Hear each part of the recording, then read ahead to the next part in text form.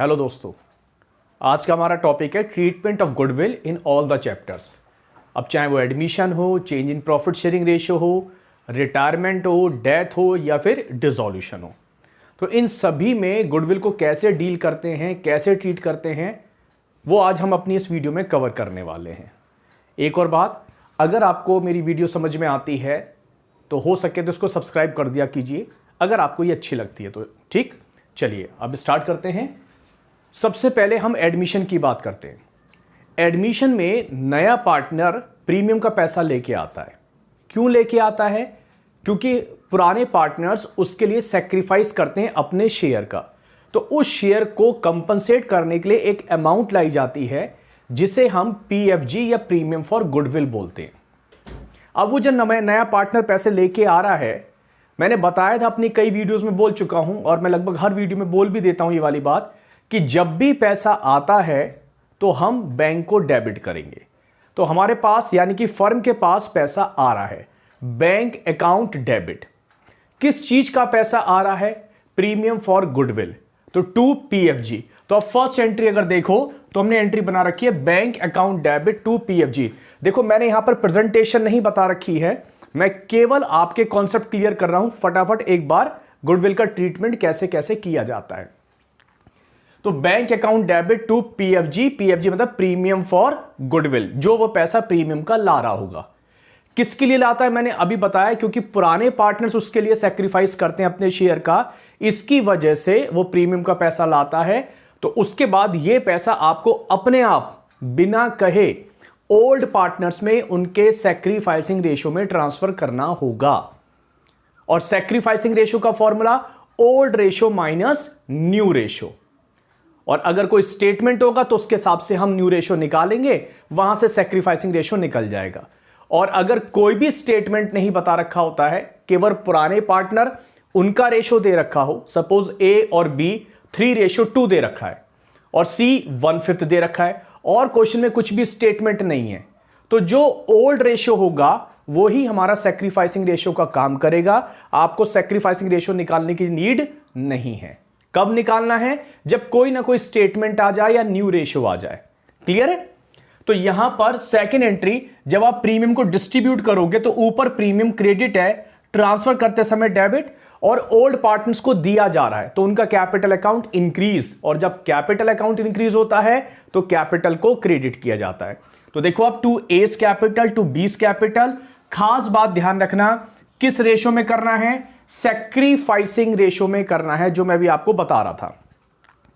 फिर उसके बाद कभी कभार क्या होता है, नया पार्टनर प्रीमियम का पैसा नहीं लाता या कम लाता है।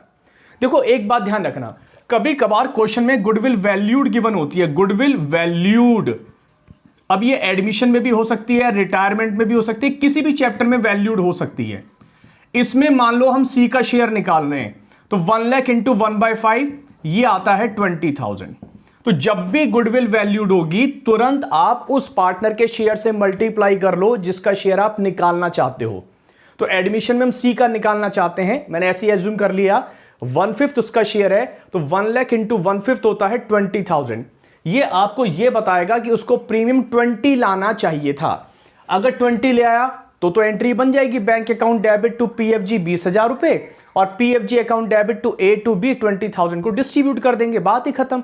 लेकिन अगर वो क्वेश्चन में प्रीमियम का पैसा नहीं ला रहा 20,000, कभी कभार लिखा होता है ही इज अनेबल टू पे his amount of premium in cash, वो कैश में लेके नहीं आ रहा है या कम लेके आ रहा है, सपोज 15,000 लेके आ रहा है, तो 15 की एंट्री हम ये बना देंगे, ऊपर की दो जो लाने की एंट्री है डिस्ट्रीब्यूट कर देंगे। लेकिन जब वो पैसा नहीं लाता या कम लाता है, तो जितना पार्ट वो नहीं ला रहा, अगर पूरे नहीं ला रहा, जैसे मान लीजिए 20 के 20 नहीं ला रहा, या मान लीजिए 5,000 रुपए नहीं ला रहा है, तो एक entry C's current account debit, C ने अभी पैसे नहीं दिए तो छोड़ थोड़ी ना देंगे, उससे वो पैसा बाद में लेंगे, है कि नहीं? तो सी हमारा यहां पर क्या बन जाएगा? डेटर बन जाएगा। डेटर को क्या करते हैं? डेबिट करते हैं। तो entry C's current account debit, देना किसको है? ए को और बी को। तो बस जहां पहले पीएफजी डेबिट था वहां पर C's current account debit to A to B, और ये भी क्योंकि प्रीमियम की अमाउंट है तो सेक्रीफाइसिंग रेशियो में ही डिस्ट्रीब्यूट की जाएगी। समझ में आई बात? तो लाने की एंट्री ऊपर की 2 बनेंगी और नहीं लाने वाली एंट्री फिर C's current account debit to A to B. एक इसका जरूर ध्यान रखना, गुडविल वैल्यूड होगी तो जिस भी पार्टनर का शेयर निकालना होता है उसके शेयर से हम मल्टीप्लाई करेंगे। आगे चलते हैं।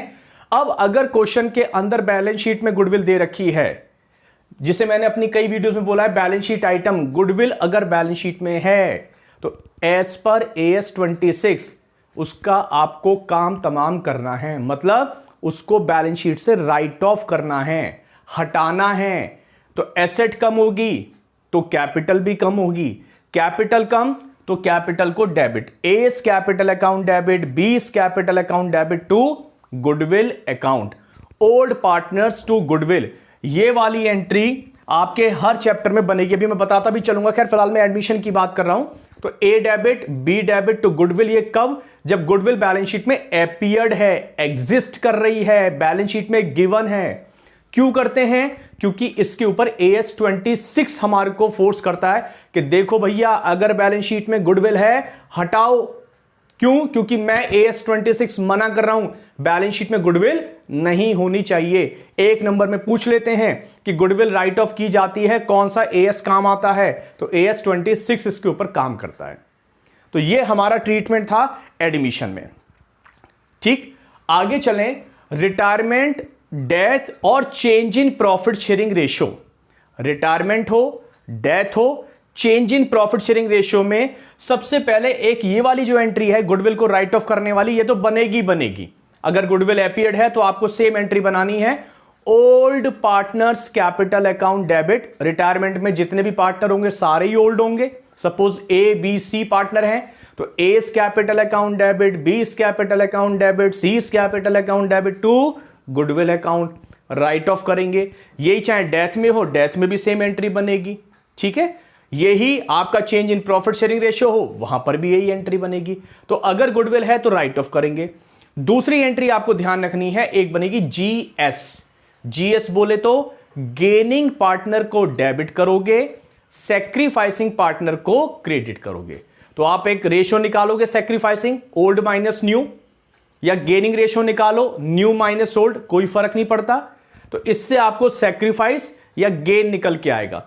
सपोज आपने सैक्रिफाइसिंग रेशियो निकाला ओल्ड माइनस न्यू करके और वो नेगेटिव में आ गया किसी का, तो मतलब वो बंदा गेन कर रहा है। और अगर सपोज गेनिंग रेशियो निकाल रहे हो वो नेगेटिव में आ जाए तो वो सैक्रिफाइस कर रहा है, उल्टा हो जाता है। Sacrifice negative gain, gain negative sacrifice. तो एंट्री क्या बनाओगे? गेन करने वाले पार्टनर को डेबिट और सैक्रिफाइस करने वाले पार्टनर को क्रेडिट। मान लो किसी का -1/12 आ रहा है सपोज, तो ये जो गुडविल वैल्यूड है तो गुडविल वैल्यूड इंटू -1/12 करोगे, मतलब माइनस का साइन नहीं लगाओगे यहां सॉल्व करते समय, तो 1/12 तो आपको अमाउंट पता पड़ जाएगी, उस वाली अमाउंट से आप एंट्री पास करोगे, उसके सामने वो अमाउंट आ जाएगी। तो एंट्री सपोज रिटायरमेंट का क्वेश्चन ले रहा हूं मैं, सी रिटायर हो रहा है तो एंट्री क्या बनेगी? A's capital account debit, B's capital account debit to C's capital account, क्योंकि सी सैक्रिफाइस करेगा, छोड़ के जा रहा है। गेन कौन करेंगे? ए और बी। तो सी का शेयर निकाल लेंगे यहां पर, उसके शेयर से मल्टीप्लाई, मैंने बताया गुडविल वैल्यूड होगी, और उसे हम किस रेशियो में बांटेंगे? गेनिंग रेशियो में डिस्ट्रीब्यूट कर देंगे। गेनिंग रेशियो का फॉर्मूला क्या होता है? New minus old. मैंने बताया रेशियो वैसे कोई सा भी निकालो, तरीका मैंने समझा दिया, लेकिन गेनिंग रेशियो का फॉर्मूला न्यू माइनस ओल्ड। तो ये ट्रीटमेंट किसमें था? तो रिटायरमेंट, डेथ और change in profit sharing ratio में 2 एंट्रीज बन गई। अगर गुडविल है तो राइट ऑफ, और otherwise GS gaining to sacrificing. Last chapter हमारा डिसोल्यूशन, बड़ा ही सिंपल। डिसोल्यूशन में कोई पंगा नहीं है, बैलेंस शीट में जो गुडविल देंगे उसको पकड़ के बस आपको रियलाइजेशन में ट्रांसफर करना है। तो एंट्री क्या बनेगी? Realisation account debit to goodwill account. जैसे और एसेट्स को ट्रांसफर करते हैं वैसे ही गुडविल को करेंगे, जैसे फर्नीचर को ट्रांसफर करते हैं वैसे ही गुडविल को करेंगे। Realisation account debit to goodwill, तो रियलाइजेशन के डेबिट साइड में आ जाएगा। फिर नीचे इंफॉर्मेशन होती है ना बैलेंस शीट के बाहर, अब उसमें लिखा हुआ है गुडविल रियलाइज्ड, मतलब गुडविल को हमने बेच दिया, पैसे मिल गए।